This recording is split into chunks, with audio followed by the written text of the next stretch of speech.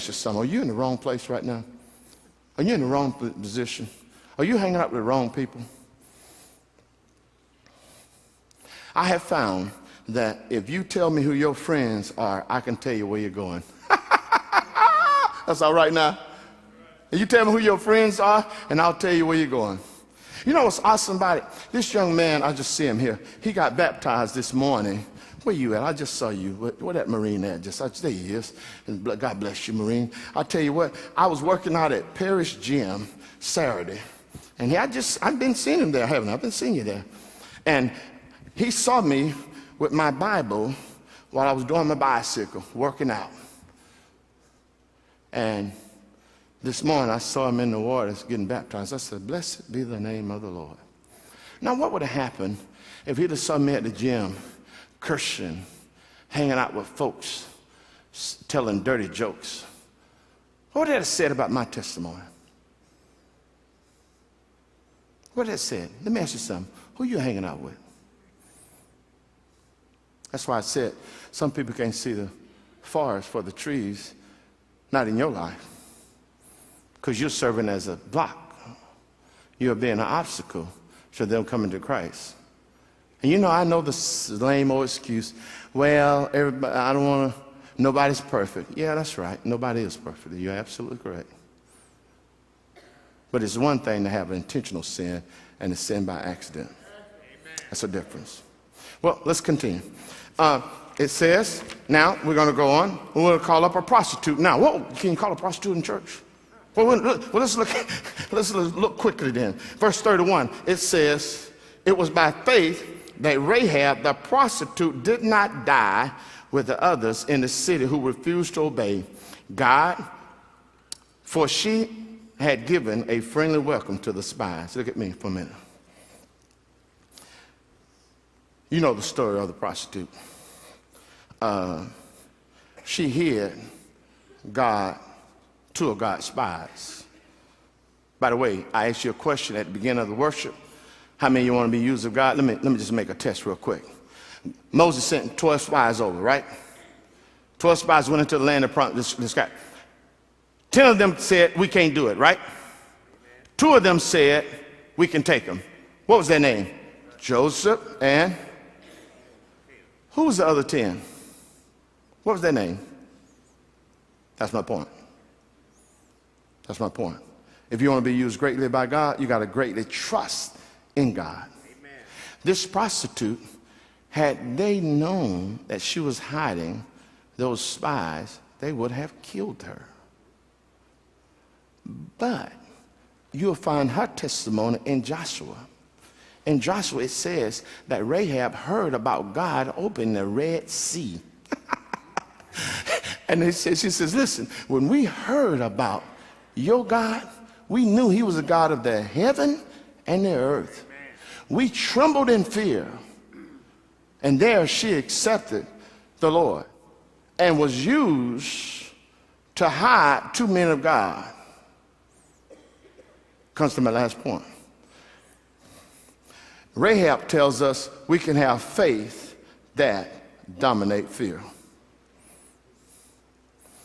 We can have faith that dominates fear. Can I share some with you?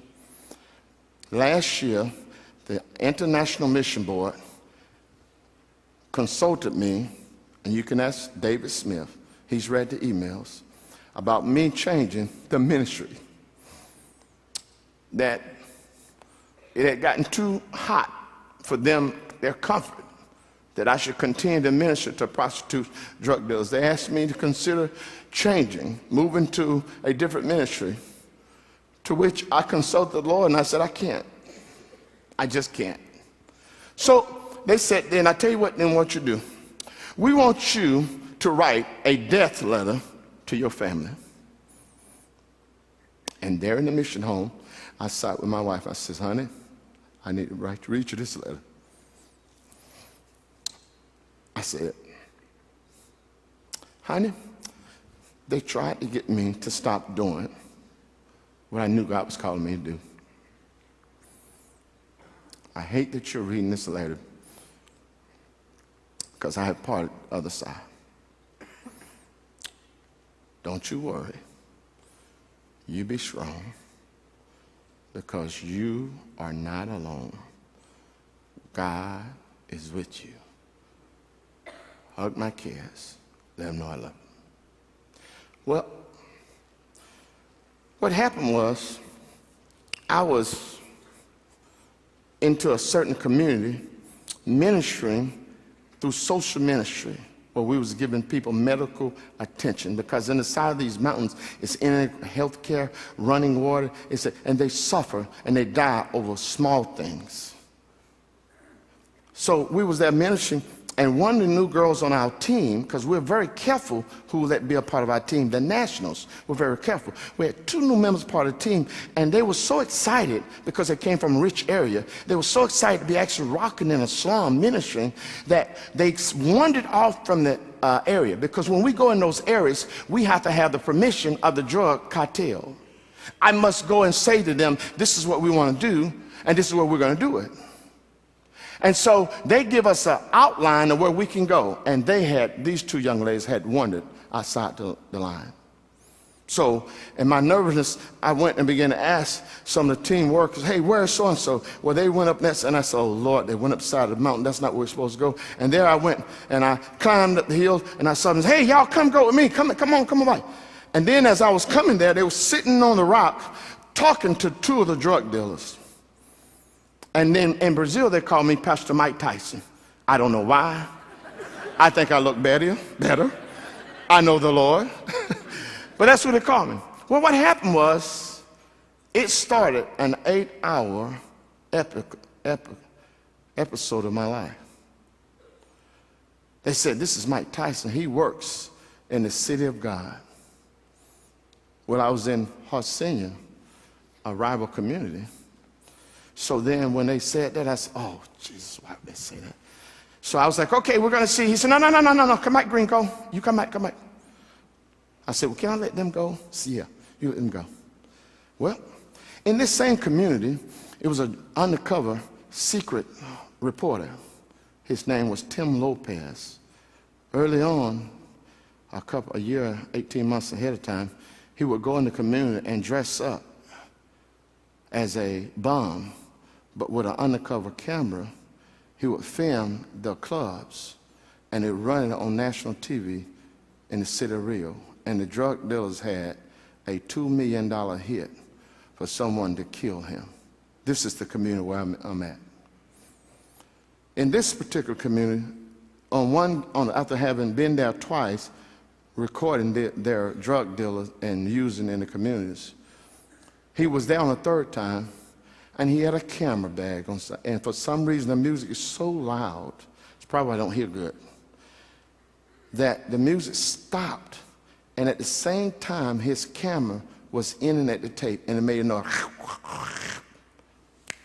Everybody said stop. Everybody against the wall, took out the AK-47s. They found Mr. Lopez. Let me tell you what they did, Mr. Lopez. They took him up to the top of the mountain. They put him in a tires. They took his hand, stretched it out, and then they took scissors and cut his fingers. Then they took a gallon of gasoline and poured on top of him and set him afire. This was the same favela, slum I was working in. These were the same guys that was telling me we're going to go to the mountaintop now. So they took me to the mountaintop. And one of the guys asked me, driving up on a motorcycle, I need to know how to get to the bike of that place. If you've been over there, you know how to get to the bike side of them. I said, sir, I do not. He says, Gringo, you're going to die. And he took his 9mm.